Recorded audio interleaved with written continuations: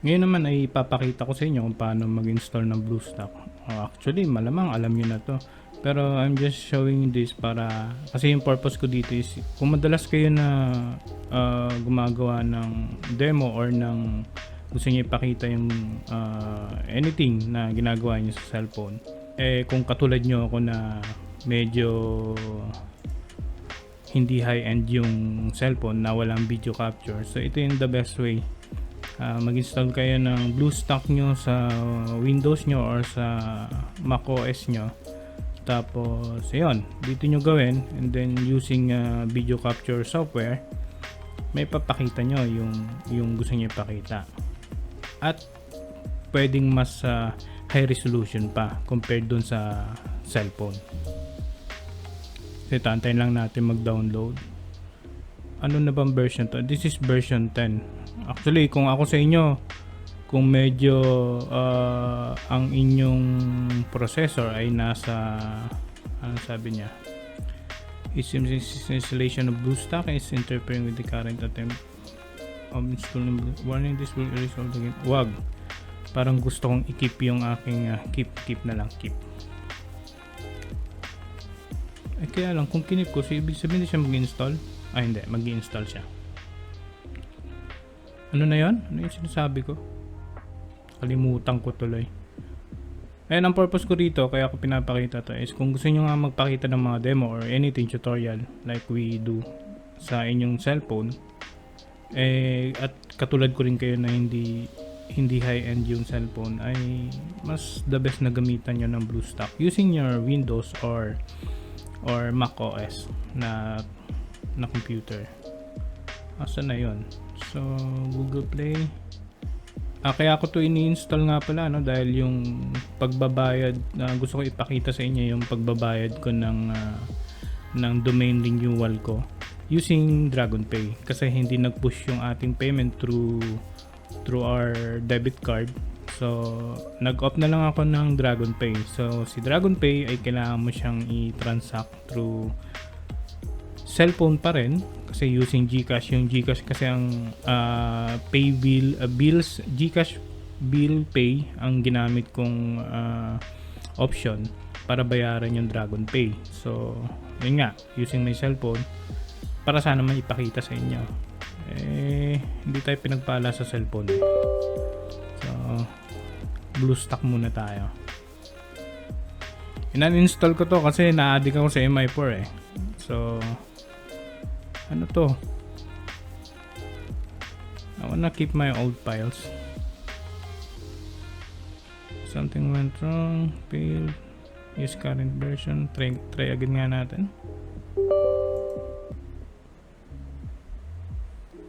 So mukhang hindi compatible yung gamit ko ng... Sige, try natin pa isang keep out kung ayaw talaga. Use current version. Naalala ko na. Nga pala, ako doon sa mga nag-install, kung ang inyong processor is like 7th, 8th gen or mas mababa pa sa 7th generation na processor ng Intel or ng Intel kasi gamit ko, hindi ako gumagamit ng AMD. I suggest gumamit kayo ng BlueStack na mas lumang version kasi mas stable yon. Pag ayaw mag-install to, kukuha tayo ng mas lumang version ng BlueStack, which is para sa akin mas stable siya. So ayun, no, pangatlo, pang-apat na try ko na. So hindi ko na i-keep yung old na files, mag-install na lang tayo ng panibago. So updates completed na. Ayun, mukhang maglo-load na. Okay, sign in daw tayo. O nga pala, pag gumagamit kayo ng BlueStack, kailangan nyong i-activate or enable yung virtualization something na feature sa BIOS ng inyong motherboard. Yun kasi ay magpapabilis ng loading at saka ng everything na pag gumagamit kayo ng magkakaroon ng acceleration pag gumagamit kayo ng BlueStack. Ayun, no. Dinagdagan ko ng additional security nga pala yung mga Google account ko. Kasi magulo na ang mundo ngayon. Marami na makukulit. Wait lang, ba't wala akong nare-receive? Usually ito, dapat may marireceive. Ayun, meron na. May marireceive kayo sa cellphone nyo na code. Okay, mukhang hindi ko natanggap. Sabi niya, Google sent a notification to your Galaxy A10s. Tap yes on notification to verify it's you. Kaya lang wala akong na...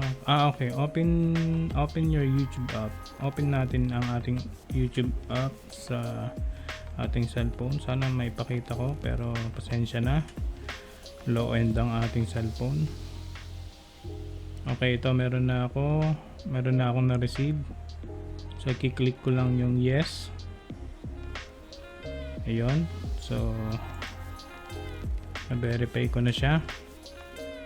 Okay, the next thing na i-install natin ay yung GCash app. Isa palang reason, no? Kaya ako in-uninstall to. Dito kasi ako nag-online sabong eh. So, hindi healthy. Mananalo ka, pero mas malamang yung talo mo. Nag-enjoy ka, pero after nun ay may realize mo na ikaw ay nawalan ng pera. Buti na lang wala na. Okay. Allow.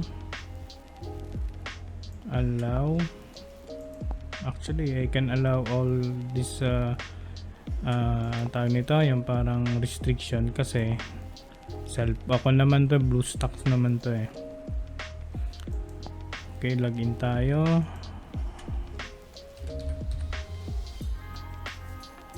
Ano yung number ko? So, makaka-receive kayo ng code. Enter nyo lang 206465. Yan, so meron pa pala tayong 2,000, kaya lang pang renew ko sana ng hosting yan eh.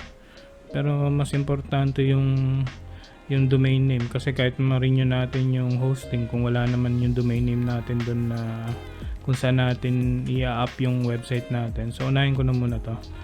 Mamaya na tayo mangutang ng pang ang tawag nito, pang hosting. Pay bills. Search nga natin yung pay. Baka nasa online. Mali.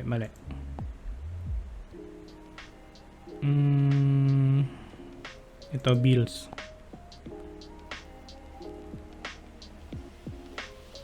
Step 1, step 2. Nako. Search natin si DragonPay.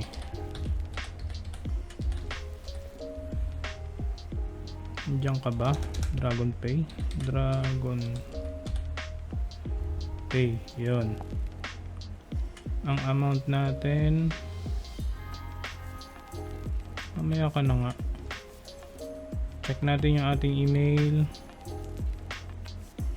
Dito ka na ba? Ayun.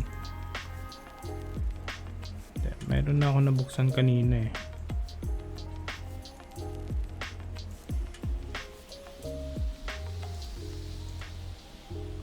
Okay, 550 pala. 550. Amount 550. Tapos reference number. Saan yan? Reference number is ito.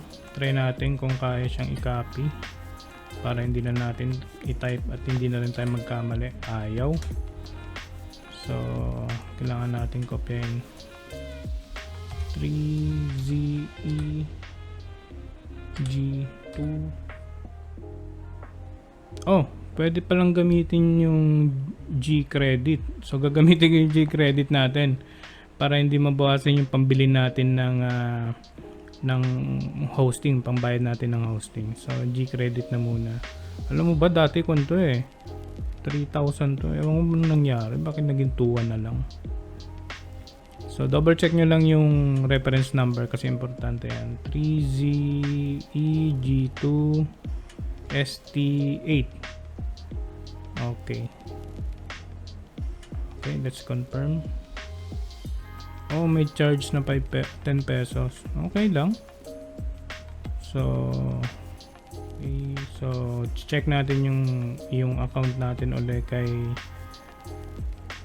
Crazy Domain. Kung nag-push na. Ito pala naka-open na. So, balik tayo sa domains. Oops, na-log out pala ako. Login natin ulit. So wala na siya rito. Check lang natin kung pending pa rin siya. Acid burn, wala ka pa. Abate, unpaid. Okay, ito yung magiging issue nga pala natin sa DragonPay. Medyo late ng konti, hindi siya real time. Unlike kapag ka debit or credit card, I'm not sure din sa PayPal kung nasubukan ko na PayPal way back before nung may lamang pa yung PayPal ko. Pero since nag-switch ako ng agent, ng client at hindi na PayPal yung ginagamit namin as yung payment ko sa mga service ko sa kanila. So wala na naman yung aking PayPal. Ayun, antay-antay na lang natin to. So from time to time check nyo na lang. Pero within the day yan, usually naman nagpo-push na yung payment. Since meron din naman na tayong confirmation yan. Check natin yung email natin kung meron tayong confirmation. Ayun, meron na.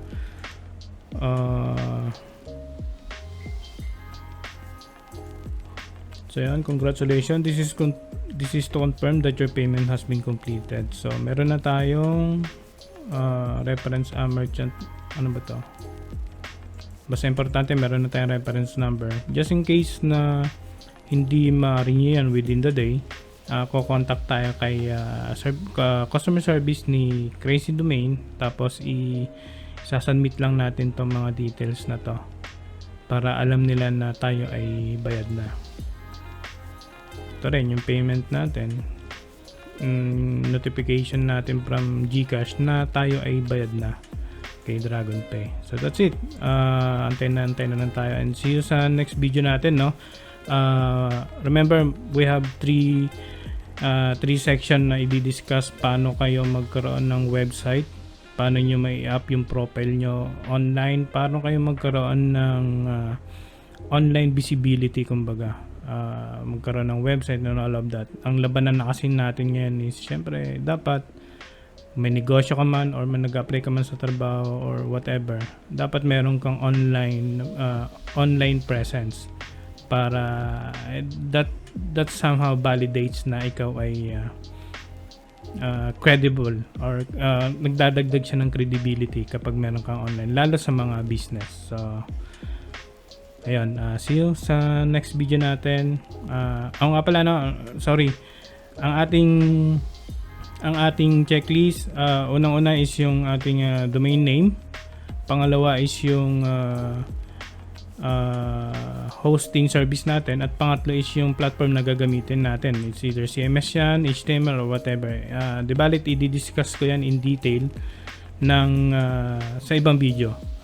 Chachap-chapin natin yan para mas maintindihan nyo at para mas makita nyo ng in details lahat ng dapat gawin para makapagsimula na kayo sa inyong sariling website. So that's it. See you sa next video.